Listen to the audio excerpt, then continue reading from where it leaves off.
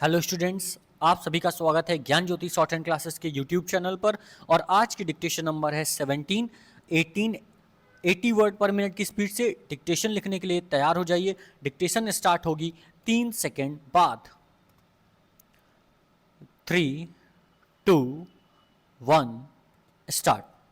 उपाध्यक्ष महोदय, मैं समझता हूं कि अब तक इस वैदेशिक नीति पर न केवल इस ओर के सदस्यों ने ही बल्कि दूसरी ओर के सदस्यों ने भी प्रधानमंत्री जी को धन्यवाद दिया है।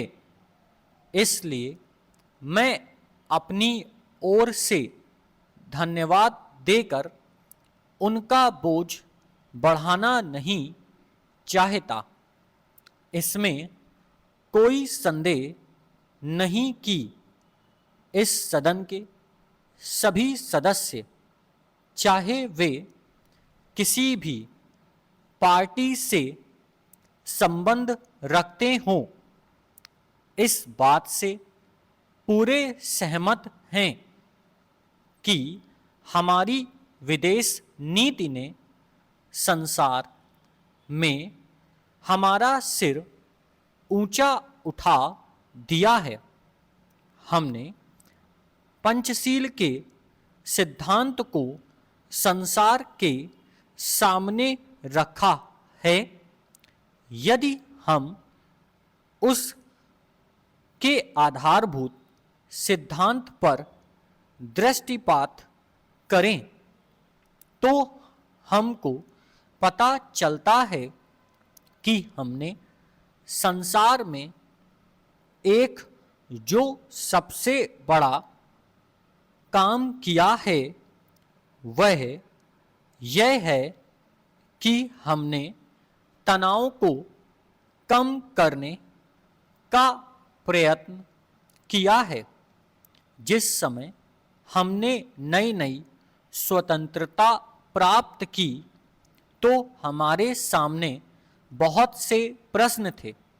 उनके साथ ही हमारे दो बड़े गुट थे जो कि एटम बम और दूसरे बम लिए हुए हमको चुनौती दे रहे थे कि अगर हमने उनमें से किसी एक गुट में सम्मिलित नहीं हुए तो हमको बड़ी कठिनाई होगी। उस समय भी हमारे प्रधानमंत्री ने हमारे देश की वैदेशिक नीति को इसी स्तर पर रखा जिसके कारण आज हम संसार में अपना सिर ऊंचा उठा सकते हैं। हमने जो संसार के सामने पंचशील के सिद्धांत को रखा उसका सबसे बड़ा फल यह हुआ कि एक सम्मेलन हुआ जिसकी ओर मैं आपका ध्यान दिलाना चाहता हूँ।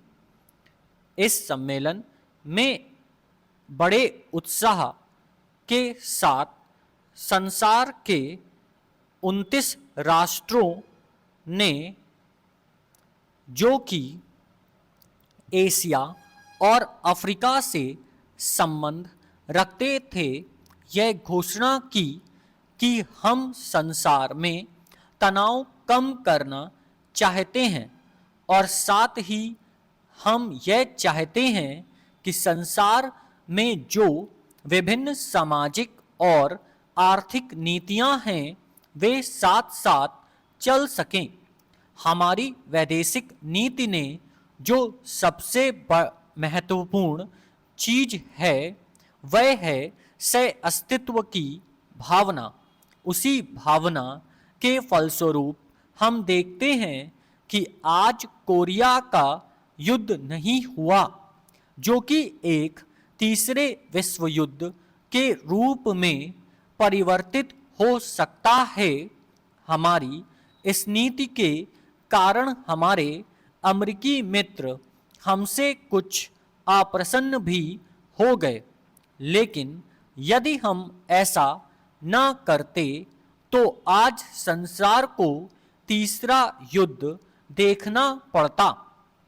मैं बहुत ज़्यादा समय नहीं लूँगा, थोड़ा ही लूँगा। उपाध्यक्ष महोदय, मैं निवेदन कर रहा था कि जब हम कोई प्रश्न उठाएं तो यह देखें कि हम इसमें से कहाँ तक बढ़ा सकते हैं। किसी चीज़ का मूल्य क्या हो, महंगी पड़े या सस्ती पड़े, इसको हमें विशेष नहीं देखना है। गांधी जी ने कितनी ही बार हम लोगों को यह बात समझाई कि मूल्य किसी चीज का रुपए पैसे में क्या है, यह कोई महत्व की बात नहीं है। आप जानते होंगे कि एक वस्तु जो कि हमारे देश में बहुत सस्ती मिलती है, वही वस्तु दूसरे देश में महंगी मिलती है। इतना निवेदन करने के बाद अब मैं श्रम विभाग की जो रिपोर्ट है उसकी एक मद की ओर तुरंत आ जाता हूँ। जैसा कि पहले मैंने कहा, मैं समझता हूँ कि हमारे इस श्रम विभाग का महत्व दिन प्रतिदिन बढ़ेगा। बहुत से प्रश्न हैं जिनकी तरफ आपका ध्यान भी नहीं है। उन प्रश्नों को आपको लेना पड़ेगा। आज आपका श्रम विभाग अधिकतर औद्योगिक श्रमिकों की ओर ध्यान दे रहा है। अभी हमारे माननीय सदस्य ने जो खेतिहर मजदूरों की दशा सुधारने की ओर आपका ध्यान दिलाया था और बतलाया था कि आज उनकी कैसी खराब हालत हो रही है, मैं उनसे पूरी तरह सहमत हूँ। हमारी सरकार का ध्यान देहाती श्रमिकों की ओर नहीं गया। उनकी बड़ी बुरी हालत है। आपने उनकी दशा सुधारने के लिए क्या किया है? मैं पूछना चाहता हूँ कि जो लाखों और करोड़ों आदमी देहातों में बेकार बैठे हुए हैं, उनको मजदूरी और काम दिलाने के लिए आप क्या कर रहे हैं? करीब 7 लाख आदमी नौकरियों के लिए प्रार्थी है। जैसा कि रिपोर्ट में लिखा है, इनके अतिरिक्त कितने ही लाखों और करोड़ों आदमी देहातों में बेकार बैठे हुए हैं और कितने ही आधी बेकारी की हालत में हैं। और श्रम विभाग उन बेकारों और आधी बेकारी वालों की संख्या पता लगाने में असमर्थ है। उनकी संख्या हमको कहीं नहीं मिलती है। मेरा निवेदन यह है कि हमारे देश में बेकारी बहुत अधिक है।